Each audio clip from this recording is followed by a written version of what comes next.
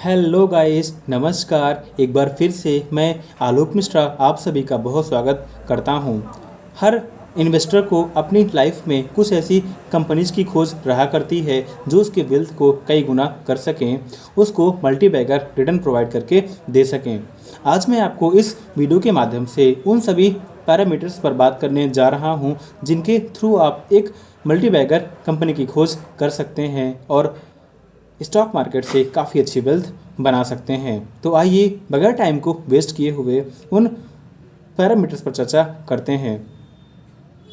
First point है, company growth oriented होना चाहिए। जैसे कि इस समय artificial intelligence, electric vehicle, green energy, ऐसे बहुत सारे सेक्टर हैं जिनका फ्यूचर प्रॉस्पेक्ट काफ़ी बढ़िया रहने वाला है, जिनके फ्यूचर में काफ़ी अच्छी ग्रोथ होने की संभावना बनी हुई है। जैसा कि हम सब जानते हैं कि ईवी, इलेक्ट्रिक व्हीकल का फ्यूचर काफ़ी अच्छा रहने वाला है। जो कंपनियां इस समय सोलर सेक्टर में कार्य कर रही हैं उनमें भी काफ़ी अच्छी ग्रोथ आएगी। तो सबसे पहला पॉइंट, कंपनी का ग्रोथ प्रॉस्पेक्ट काफ़ी बढ़िया होना चाहिए। सेकेंड नंबर पे है, कंपनी स्मॉल कैप होना चाहिए। अगर कंपनी का मार्केट कैप 5,000 करोड़ रुपए से कम का होगा तो उसके फ्यूचर में बड़ी बनने की काफ़ी अच्छी संभावना रहा करती है। आप खुद सोचिए, जो कंपनी 1 लाख करोड़ रुपए की हो चुकी है उसको 2 लाख करोड़ बनने में 5-6 साल या फिर 7-8 साल भी लग सकते हैं। बट जो कंपनी अभी 1,000 करोड़ रुपए के आसपास की है उसे 2,000 करोड़ बनने में साल भर भी लग सकते हैं। तो छोटी कंपनियों में ग्रोथ होने के अधिक चांस रहा करते हैं। कंपनी का आरओसी और आरओई 20% से ज़्यादा का होना चाहिए। कंपनी में प्रमोटर होल्डिंग 50% से ज़्यादा का होना चाहिए। प्रमोटर होल्डिंग का मतलब ये होता है कि उस कंपनी के शुरुआत के मालिक, क्योंकि अगर कंपनी के प्रमोटर ज़्यादा होंगे यानी कंपनी के मालिक का अपने कंपनी पर भरोसा बना हुआ है और यह एक बहुत ही अच्छा इंडिकेशन होता है। तो जितना ज़्यादा प्रमोटर होल्डिंग होगा उतना ही अच्छा माना जाता है। कंपनी के पिछले 5 साल का सेल्स ग्रोथ 20% से ज़्यादा का होना चाहिए और पिछले 5 साल का प्रॉफिट ग्रोथ 25% से ज़्यादा का होना चाहिए। यह भी काफ़ी अच्छा संकेत माना जाता है कि कंपनी अपने सेल्स और प्रॉफिट को हर साल बढ़ा रही है और काफ़ी अच्छा ग्रो होने के इसके भविष्य में अवसर बने हुए हैं।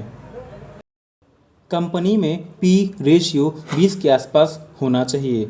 वैसे पी रेशियो जितना कम होता है उतना ही बेहतर माना जाता है और कंपनी का पी रेशियो अगर इंडस्ट्री पी के आसपास ट्रेड कर रहा है या फिर उससे कम पर ट्रेड कर रहा है, इसका मतलब कंपनी का स्टॉक प्राइस अभी सस्ते वैल्यूएशन पर उपलब्ध है, यानी कंपनी अभी काफ़ी सस्ते में ट्रेड कर रही है। आप उन पर्टिकुलर कंपनी के स्टॉक को बाय कर सकते हैं।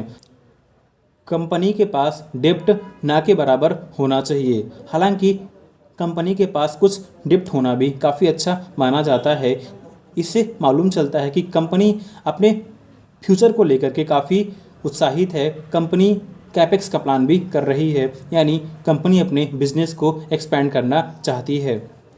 कंपनी के पास फ्री कैश फ्लो भी काफ़ी अच्छी मात्रा में होना चाहिए, जिससे कंपनी भविष्य में अपने बिजनेस का विस्तार कर सके और संकट आने पर उस संकट की घड़ी से लड़ सके। तो कंपनी के पास रिजर्व यानी फ्री कैश फ्लो होना बहुत ही ज़रूरी होता है। कंपनी का डेब्ट टू इक्विटी रेशियो 1 से जितना भी कम होगा उतना ही अच्छा माना जाता है। डेब्ट टू इक्विटी रेशियो के 1 से कम होने का मतलब ये होता है कि कंपनी ने अपने मार्केट कैप से काफ़ी कम कर्ज लिया हुआ है।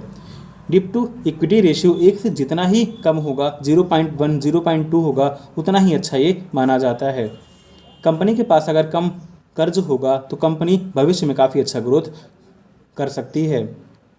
तो अगर आप एक कंपनी की खोज में हैं जो कि आपके लिए मल्टी बैगर रिटर्न दे सके तो आपको इन पैरामीटर्स पर डेफिनेटली ध्यान देना चाहिए। अगर आप इन सारे पैरामीटर्स पर ध्यान देते हैं तो आप एक मल्टी बैगर कंपनी को खोज चुके हैं और आप स्टॉक मार्केट से काफ़ी अच्छी वेल्थ भी बना सकते हैं। तो अगर आपको मेरी यह छोटी सी वीडियो काफ़ी अच्छी लगी है तो तो प्लीज़ वीडियो को लाइक कर दीजिएगा और चैनल को सब्सक्राइब करके कमेंट भी कर दीजिएगा। प्लीज़ आपसे रिक्वेस्ट है कि मेरी मेहनत को अप्रिशिएट कीजिए और प्लीज़ लाइक कर दीजिए।